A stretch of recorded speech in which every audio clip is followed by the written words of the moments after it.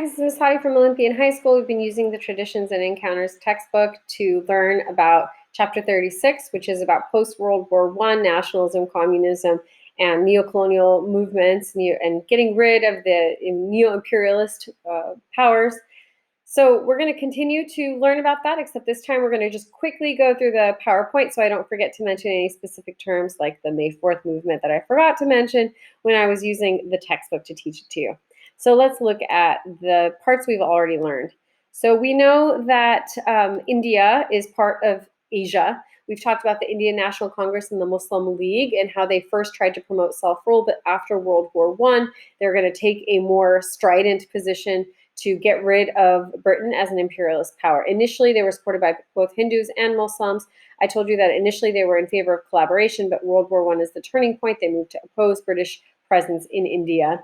The British encouraged the development of the Muslim League partly to weaken and blunt the Indian National Congress, to sort of sow division between the Hindus and the Muslims, to keep them not united, so make it harder for them to oust the British.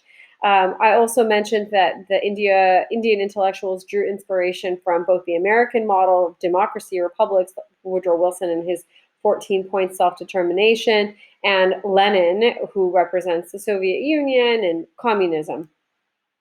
I told you about the important leadership of Mohandas K. Gandhi, sometimes called the Mahatma, the Great Soul. I told you he was Hindu, but studied from many different traditions. He studied law in London and practiced in South Africa, where he opposed a system of separation called apartheid. I didn't mention that term in the previous video. Apartheid, I'll be exploring with you a lot more later, but it's a system of institutionalized racism and segregation that was supported by the government. It takes on a different term when we talk about the government of South Africa post-independence, but even at that time, people that were Indian or Black were treated differently than people that were white. He goes back to India in 1915 and transforms the Indian National Congress into a mass movement. I told you he was called the Mahatma, or the Great Soul. He was from a higher caste, but he opposed the caste system. He wanted to see fairness for all Indians. He didn't like the idea of outcasts. There's Gandhi here. I've mentioned to you a little bit about him before, and his passive resistance model. He believed in ahimsa, nonviolence, which would later be something that inspires other protest movements, nonviolent movements for rights, like the African American movement for civil rights in the 1960s. We talked about Satyagraha, and then the two major movements that he led, the non-cooperation movement, the civil disobedience movement, how he encouraged the boycott of British institutions. And we talked about how the British government sometimes used huge amounts of violence against unarmed protesters, like at Amritsar. You have to know what Amritsar is and what it represents. As I mentioned, the British government eventually realized this was a losing battle and that they should try to create institutions for self-government. So they tried to create an autonomous legislature through the Government of India Act of 1937. Unfortunately, that's difficult because the sovereign princes refuse to cooperate. There's fear of fears by Muslims that Hindus will oppress them or just replace the British as an oppressive force. We know that traditionally Hindus in India had more property, owned more property, were wealthier, and that during the Great Depression, that sometimes the Muslims felt like they were being unnecessarily exploited, and people weren't being patient with them with rents, and so there's this tension between Muslims and Hindus. I told you that the leader of the Muslim League was Muhammad Ali Jinnah, and that he proposed a partition, or splitting India up into two parts, one being the land of the pure, the state of Pakistan, for the Muslims. Then we moved on to talk about China.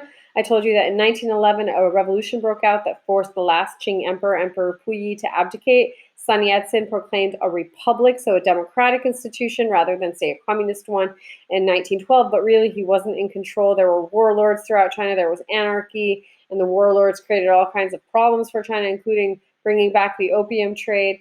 So after the World War I, Chinese intellectuals become really disillusioned with the American model, which is what causes them to move towards the communist model.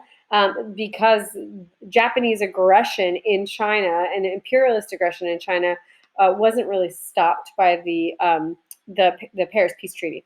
And so there's this movement called the May 4th movement, which consists of intellectuals, students, urban intellectuals, protesting foreign interference in China. And calling for an end to it, especially Japanese interference. And this helps explain why Marxism rises in popularity. Marxism here means communism of the Marxist tradition. Of course, we're going to see the Chinese Communist Party be formed. And initially, as I mentioned, so they're formed in Shanghai, and they initially support the Kuomintang or the Kuomintang. Their leader was Mao Zedong. But over time, there's a special kind of Chinese communism called Maoism, which puts more emphasis on peasants as being the leaders of the Chinese movement, Chinese communist movement, I should say. So I told you that Sun Yat-sen had created the Kuomintang, the Nationalist People's Party. He accepted support from the Soviet Union. I forgot to mention that in one of the previous videos. So make sure you know that this is historical context. The Soviet Union was a communist country that was helping supply Sun Yat-sen with, strategy and with weapons and funds.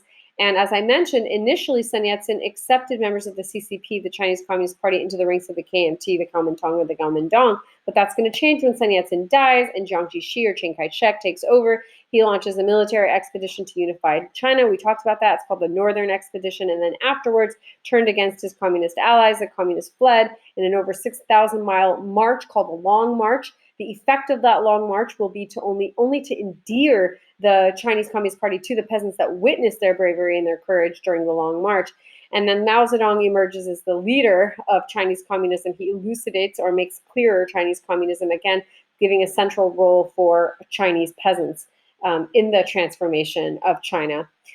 Okay, then we turn our attention to Japan. We know that Japan had a sphere of influence over Manchuria, traditionally a Chinese territory, and they're going to basically aggress against China in Manchuria after the Mukden Incident. So we know that Japan signed treaties under the League of Nations to limit its imperialist activity, but there was chaos during interwar Japan. We talked about the assassination of the prime minister and this militarist, xenophobic, hyper-nationalist circle that wants to see Japan become the leader of Asia, assert its control. Remember, we said that China was a soft target because China was a mess at that time.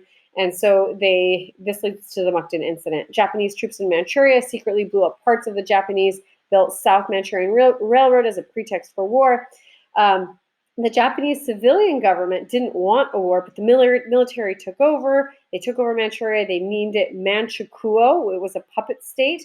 China demanded, Jiang Jiechi demanded the League of Nations stop this aggression. The League of Nations censured Japan, but really couldn't do anything, and Japan just ended up leaving the League of Nations, so that didn't help anything. And that's where we're going to stop. And I know that Mr. Hammond will create some videos for you to teach you about the rest of this chapter, and I'll close the chapter out for you towards the end.